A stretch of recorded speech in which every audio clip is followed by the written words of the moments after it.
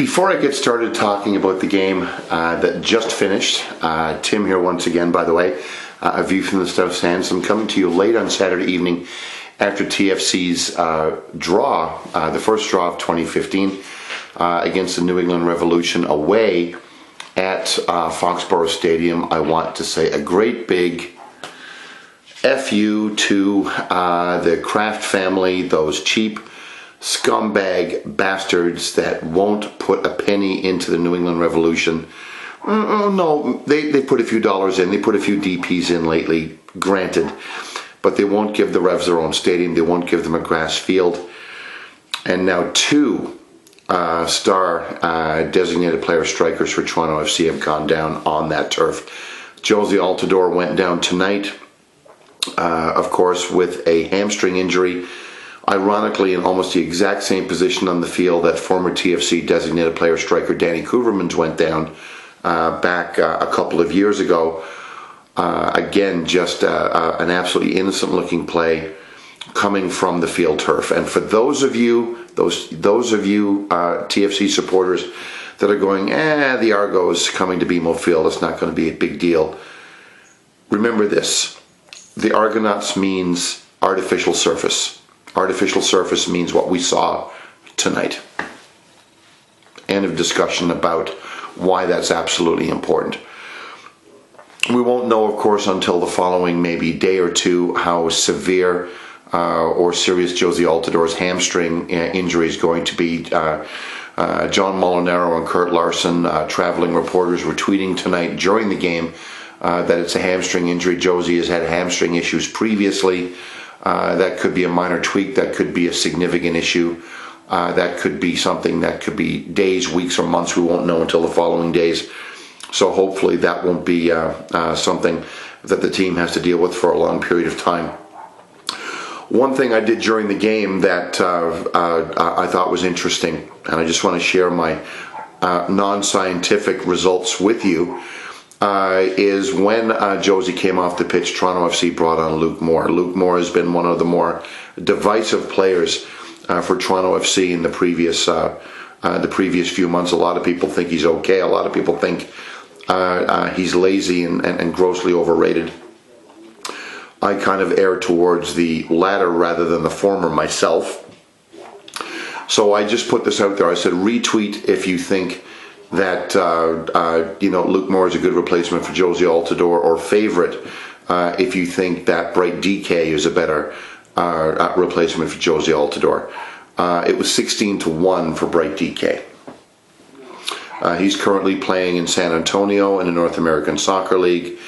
I really hope that Toronto FC brings him back if, of course, Josie Altidore is down for a while, because I think his game matches much more up to what Josie Altidore brings to the pitch than what Luke Moore brings to the pitch stylistically. Putting aside attitude and laziness and all this kind of stuff, I think DK is the guy that TFC needs to get back into the fold if Josie Altidore is going to be down for a significant period of time.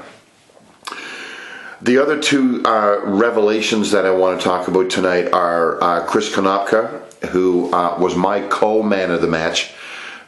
He made probably about maybe five game-winning saves that let TFC keep that precious road point away in New England this evening. He's been a journeyman. He's played not a lot of games professionally, but I think he really looked the part tonight. Looked confident, looked self-assured.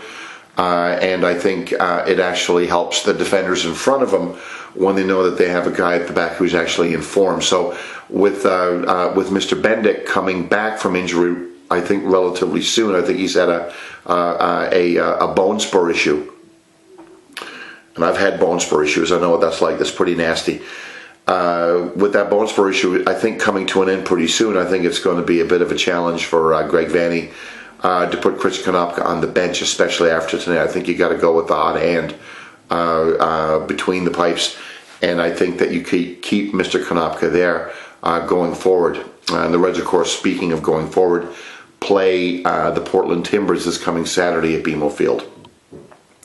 The other revelation I want to quickly talk about, of course, was Michael Bradley. Now, everybody knows who Michael Bradley is. Everybody knows what potentially he can bring to the table.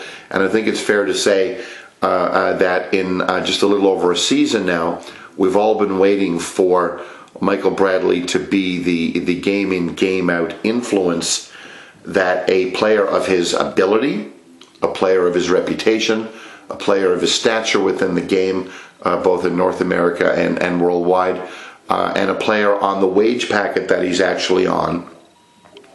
We've all been waiting for that Michael Bradley to actually be the positive influence on matches and on results that he should be.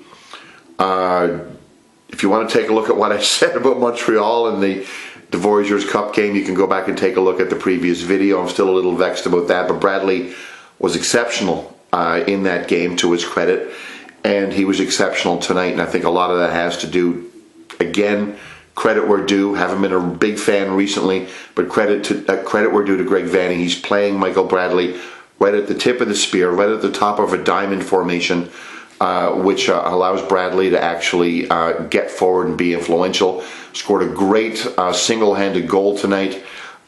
Gave a lot of great service to Altidore before he left the game.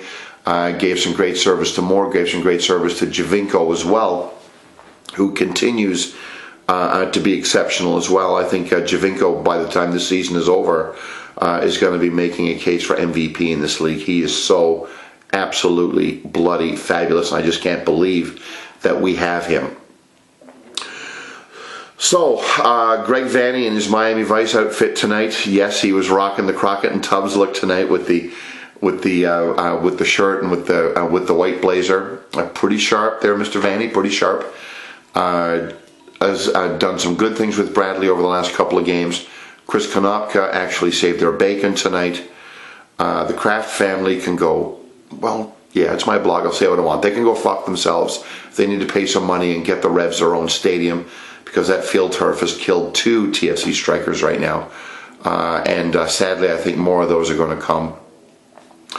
But overall, I'm pretty pleased with the result. That's a good result against a good team in a tough place to play on 3 days rest, with a lot of players that have played a lot of minutes over the last week. That's 3 full games for most of them in 7 days right now. And again, if you try that, that's something that a professional is going to go and go, yeah, we're earning our money, boys. And they've definitely earned their money over the last few days, at least, of course, to the mileage that they've actually put on their feet. So that's it. Good result. Onwards and upwards to Portland next Saturday. Let's hope that TFC has a meaningful win against the Timbers this coming Saturday. I'll be in the South Stands watching, of course. Thank you very much for watching. Have yourselves a great week, and we'll talk to you soon. Cheers.